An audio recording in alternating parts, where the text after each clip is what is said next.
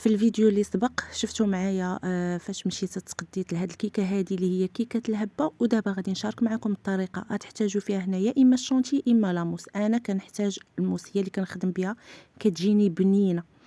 اولا تحتاجوا الكريمه السائله. هنا غناخذ لاموس ديالي غنضيف ليها واحد 4 عيطرات الحليب يعني كاس، ويكون بارد مجمد وحتى هي تكون في الكونجيلاتور.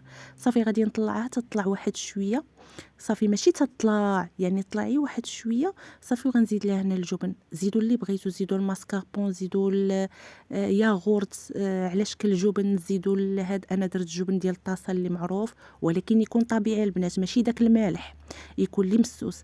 وهنا ضفت هذا الحليب المحلى المركز انا كنصيبه في الدار. الا بغيتو راه غتلقاو الفيديو ديالو كاين في الصفحه، يعني دايره فيديو بوحدو في الصفحه، الا رجعتو غادي تلقاوه. صافي وغادي نطلع الكريمه ديالي تتولي على هذا الشكل هذا.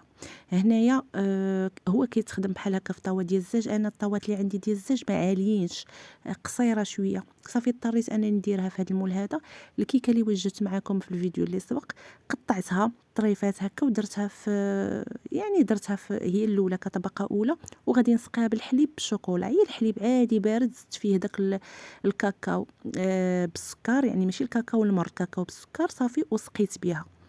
ما تكثروش البنات بزاف هذا باش ما يجيكم السايح. انا رجاني هو هذاك. غناخذ الكريمه ديالي غادي ندير هكا طبقه ثانيه، وغادي نقاده بحال هكا ونمسحوا الجوانب، يعني نمسحوا هذا المول ديالنا من الجوانب ديالو باش ملي نزيدوا هذا شوكولا يعني تبقى هذيك الطبقه. ايوا دابا غنجيو لهذا اللي دار فينا حاله. انا ما غاديش ندير ليه الشوكولا. راه غتشوفوا في لي فيديوهات كاملين كيديروا الشوكولا، انا درت ليه مباشره هاد سميتها هاد الكاكاو هكا باش ما يفزقش ليا وتبقى ديك القرمشه ديالو. صافي غندوز الشوكولا. انا ما درتش فيها الكريمه، درت 4 كاس ديال الحليب مع هادوك الشوكولا، تقريبا كل وحده فيها شي 100 غرام. صافي وفيضت داك الحليب حتى طلعت فيه الغليه. عاد ضفت لي الشوكولا مع التحريك بحال هكا، حطيته شويه ثاني فوق النار وكنحرك صافي حتى داب ليا. راه هنا ما جاتنيش انا الشوكولا، ما جانيش سايح في هاد الكيكه هذه الهبه. الا بغيتو يجيكم داك الشوكولا سايح ملي تقطعوه ديروا نص كاس ديال الحليب. صافي وهنايا جيت لهاد الكوكو بوبس. صافي غربلته باش نحيد منه داك الفائض ديال الكاكاو.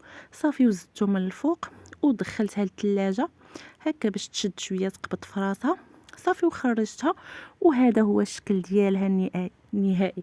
هي صراحه كتجي غزاله، ولكن المذاق ديالها فين كاين؟ في الشوكولا. الا درتو نوعيه زوينه ديال الشوكولا غادي تحمقكم وتعجبكم. وكنتمنى الفيديو يعجبكم، وبسلامه عليكم حتى الفيديو اخر.